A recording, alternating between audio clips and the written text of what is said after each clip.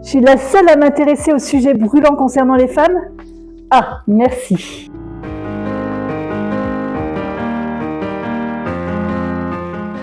Toutes ces femmes sont mortes sous les coups d'un homme, toutes des victimes d'hommes violents. Les statistiques sont toujours les mêmes. Tous les 3 jours, une femme meurt sous les coups d'un homme avec qui elle partage sa vie ou avec qui elle a partagé sa vie. Alors, comment ça se fait que les choses avancent à la vitesse d'un paresseux? Il serait temps de sortir les griffes et de passer à la vitesse supérieure, non? Bande de chiens! Et ce qui est encore plus surprenant, c'est comment ces hommes arrivent en retour à se faire passer pour de pauvres et malheureuses victimes. Des mécanismes de manipulation très subtils sont en jeu et menés d'une main de maître. C'est ce qui s'est passé dans l'affaire Quentin Trintignant. Le 27 juillet 2003, une information fait l'effet d'une bombe médiatique.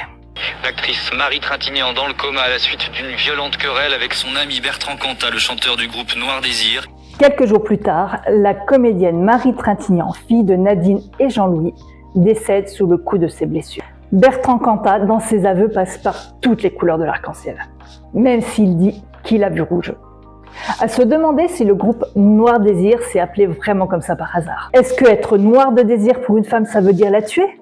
Au départ, c'est qualifié comme un accident malheureux.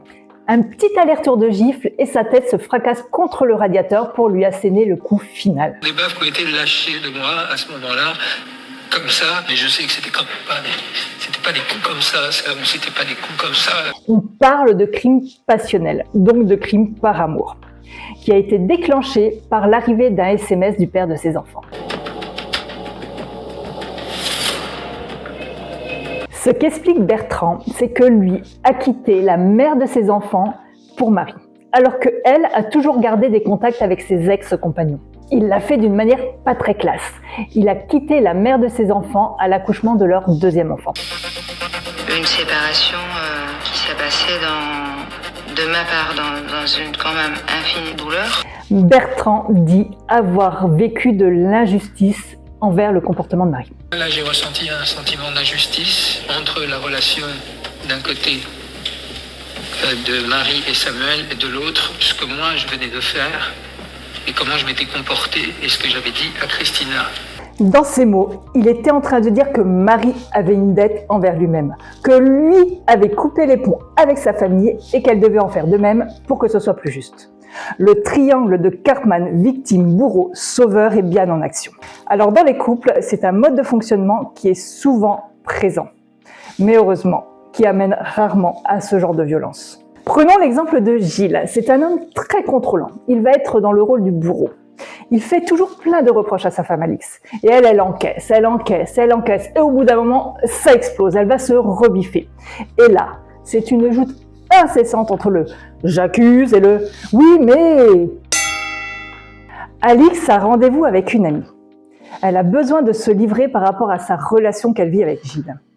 Sauf que cette amie, illico presto, va aller le répéter à une amie, qui va le répéter à une amie, qui va le répéter à une amie, et ça va arriver aux oreilles de son mari Gilles.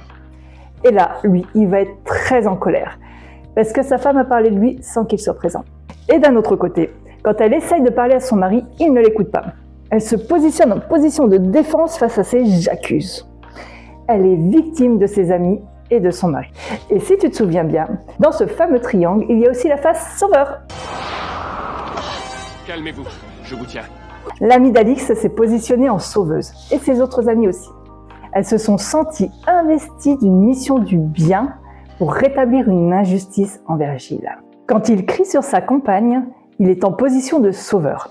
Et oui, les apparences sont parfois trompeuses. Il pense que dans ce qu'il dit, quand il lui crie dessus, c'est pour son bien, et c'est pour le bien du couple. Sauf que la forme n'est pas du tout bonne. Elle est sous la forme de violence, dans le « j'impose », et non dans le « je propose » bienveillant. Alix se positionne aussi en sauveuse face à ses amis. Et là, oui, aussi, c'est pas évident de le voir de prime abord. Et pourtant, elle a besoin d'en parler, parce qu'elle a besoin de comprendre pourquoi son mari a cette violence envers elle-même. Elle a besoin d'un avis pour savoir si c'est normal. Elle doute d'elle-même. Elle se dit que peut-être c'est elle qui prend les choses trop à cœur parce qu'elle est trop sensible. Sauf que ce n'est pas à l'ami, à Alix ou à Gilles de décider ce qui est bon ou pas pour l'autre. Chacun doit garder son libre arbitre et prendre ses propres responsabilités. Tu peux emmener un cheval qui a soif à la rivière, mais tu ne peux pas le forcer à boire. C'est une règle d'or. On ne peut pas forcer quelqu'un à changer en se positionnant comme sauveur de l'humanité. Parce que, peut-être que la personne ne se rend pas compte qu'elle a quelque chose à changer. C'est comme un enfant à qui on dit « le feu, ça brûle, faut pas y toucher ». Tant qu'il n'y aura pas touché, il ne pourra pas le savoir. Un jour ou l'autre, il aura besoin d'en faire l'expérience pour comprendre. Mais lui imposer une vérité qu'il n'a pas expérimentée ne fera que lui donner encore plus l'envie d'y aller. Maman a tourné le dos, je vais pouvoir aller mettre les mains dans la cheminée pour voir si le feu ça brûle vraiment. Et si elle me raconte pas d'histoire. Papa et maman m'ont déjà eu avec cette histoire bidon de Père Noël et de petites souris. Alors s'ils croient qu'ils vont encore m'avoir, en tant qu'adulte, on va avoir le même mode de fonctionnement. Dès qu'on va nous empêcher de faire quelque chose, on va avoir qu'une envie, se rebeller. Point numéro 2, la personne n'a pas, mais pas du tout envie de changer. Et dans ce cas-là, la communication est la clé pour trouver un terrain d'entente. Prenons un exemple dans le couple.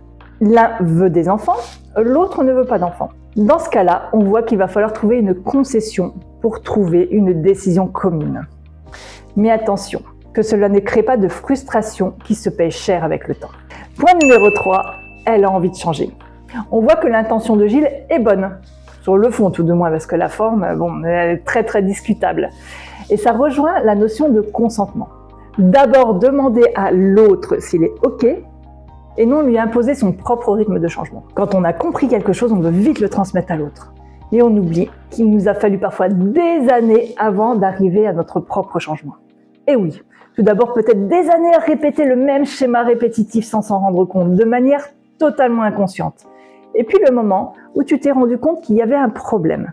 Et ensuite, il t'a fallu un temps aussi pour arriver à trouver tes propres solutions à ce problème. Alors, même si tu as appuyé là où ça fait mal, c'est important de respecter le rythme de l'autre et d'y aller petit pas par petit pas. Rome ne s'est pas fait en un jour. Donc tu l'as bien compris, être dans le triangle de Karpman, ça craint. Et ça craint encore plus quand en face il y a une personne violente qui sait jouer habilement avec les différentes faces du triangle en fonction du contexte et s'en servir comme un objet redoutable de manipulation. C'est ce qu'a réussi à faire Bertrand Cantat d'une main de maître. Il est très vite désigné comme le bourreau. Puis très vite, il va se positionner en mode victime. Bah oui, quand même, il a perdu la femme de sa vie par amour passionnel. C'est quand même elle qui a commencé à lui mettre de claques. Puis c'est de sa faute aussi, c'est elle qui a reçu le SMS, lui, il y est pour rien, le pauvre. Non, mais on n'est pas dans une cour d'école, là. L'autopsie a révélé qu'elle avait reçu 19 coups et a requalifié le crime passionnel en féminicide. Marie Trintignant a eu le nez écrasé, littéralement explosé. Des lésions cérébrales et des lésions aux 2 nerfs optiques. Elle a, disent les médecins légistes, le syndrome du bébé secoué. Bah oui, 19 coups de portée, décollement du cuir chevelu, on n'est plus sur 2 petites claques qui finissent la tête sur le radiateur, là. On n'est plus dans la même cour. Et c'est d'une intelligence redoutable, un pervers narcissique. Il va tout mettre en place pour que tous les doutes aillent ailleurs. Donc vous êtes le frère aîné de Bertrand Cantat. Vous parlez de la réécriture de la personnalité de Marie, alors qu'elle était capable de sérieux excès, tout le monde le sait. Elle a eu plein d'amants, elle a eu 4 enfants avec 4 pères différents et non pas 3. C'est absolument pas lui rendre hommage de vouloir en faire une petite fille modèle, ce qu'elle n'a jamais été. Et ils essaient de nous faire croire que jamais ils ne l'ont vu s'énerver après quelqu'un, se fâcher. Je sais pas, ils l'ont pas vu alors. Au tribunal, les membres du groupe Noir Désir et son ex-femme, je me souviens, celle qu'il a laissée le jour de l'accouchement de son 2e enfant, ont témoigné que Bertrand Cantat n'était pas violent. Un vrai petit agneau qui vient de naître. Et puis il a eu un petit coup de sang contre Marie. Oh, c'est pas de sa faute. Mais t'y crois cette histoire-là? Et alors la marmotte, elle met le chocolat dans le papier d'alu. Mais bien sûr. Bertrand fera 4 ans de prison et retournera faire ses concerts. Comme le dit Pascal Nègre d'Universal, il est libre de faire ses concerts et les personnes sont libres d'aller voir ses concerts. Bah oui. Et puis il est libre aussi d'aller frapper d'autres femmes et d'aller les tuer, c'est ça? Il est disque de platine, il fait une tournée des Zéniths qui est complète. Et alors? Ça vous scandalise, dit, allez pas le voir. Et il y a des gens qui ont envie de le voir, allez le voir. Puis il y a le débat de séparer l'artiste de l'homme violent, qui a déjà fait débat avec le réalisateur Roman Polanski, accusé de viol sur mineur. Roman Polanski pour J'accuse. Mais c'est étonnant ça, cette histoire. Son film il s'appelle J'accuse. Mais oui, tu sais, J'accuse là, du triangle de Cartman avec le bourreau. Dis-moi si ça t'amuse aussi. C'est un fait divers au bout du compte. Il a payé sa peine. Il a le droit de revenir sur scène. Il a du talent. Nous, ça fait 20 ans qu'on écoute ça, quoi. Et c'est bon. Il est très bon. C'est un fait divers qui a continué de tuer, certes. Et puis il est bon dans ce qui est fait, hein, faut le dire. Hein. Il est capable du pire et du meilleur. Mais c'est quand même dans le pire qu'il est le meilleur. C'est bizarre d'ailleurs que cette indulgence s'applique seulement aux artistes. Parce qu'on ne dit pas par exemple d'un boulanger, oui d'accord c'est vrai, il viole un peu des gosses dans le fournil, mais bon il fait une baguette extraordinaire. Bertrand retournera chez Christina et ses 2 enfants. Un gage de bonne conduite qui lui a permis de passer de 8 ans de prison à 4 ans pour la rendre folle, jusqu'à aller au suicide en 2010. La violence psychologique tue aussi. Et là, les langues se délient. Il en a fallu du temps. Un rapport aux urgences va montrer que Christina a subi des violences physiques et l'arrachage de cuir chevelu. Apparemment, le mec, il aime traîner ses femmes par les cheveux. Super, c'est son kiff. Dans le groupe Noir Désir, les langues se délient aussi. Il attaque des passages de l'article qui sont uniquement des citations de témoins anonymes. Ce qu'il veut, c'est savoir qui a parlé. C'est vraiment une manière de faire pression sur des témoins pour les faire taire. Alors, si tu subis des violences, parle-en. Si tu entends des personnes de ton entourage qui subissent des violences, parle-en. Peut-être que des personnes de ton entourage t'en voudront d'avoir parlé. Peut-être que quand tu iras à la gendarmerie, on ne te prendra pas au sérieux. Mais parle-en. Et je me dis, mais si cette histoire avait été bien racontée, si les proches avaient parlé, on aurait peut-être évité la mort de 2 femmes, Marie Trintignant et Christina Radi. Et une petite pensée pour tous ceux qui restent et qui prennent perpète. Je voudrais mourir un jour que tu m'aimes. Je voudrais que tu sois à mon cœur, pour te sentir toujours en moi. Je voudrais que tu sois le paradis ou l'enfer selon le lieu où j'aille.